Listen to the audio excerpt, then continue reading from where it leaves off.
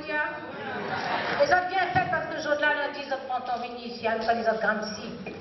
Et bonne année.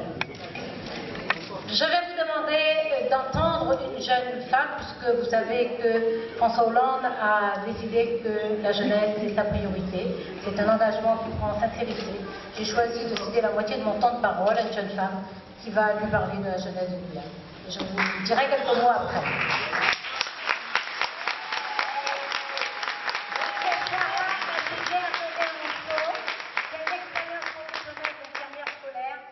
Engagée politiquement puisqu'elle est dans la section Génération Wallois.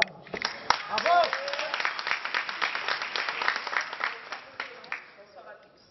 Donc, je suis là en tant que jeune de Génération Walloirie, mais en tant que jeune Guyanais, et c'est un honneur pour moi de vous dresser un peu le constat de la jeunesse, puisque c'est le thème, et j'espère que vous pourrez voir que nos attentes en tant que jeunes Guyanais correspondent particulièrement un petit peu à ce que vous nous proposez.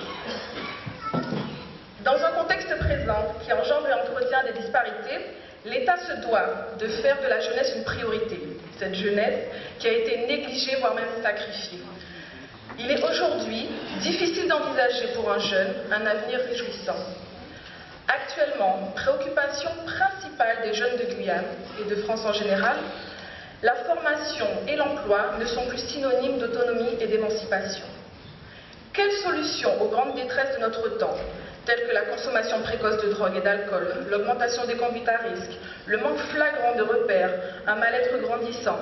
Quelle solution aux difficultés rencontrées, comme la non-maîtrise des fondamentaux du primaire par exemple, l'échec scolaire, l'augmentation des effectifs dans nos classes, rendant laborieux l'apprentissage? La meilleure réponse était-elle la suppression de nombreux postes d'enseignants et de personnel d'encadrement?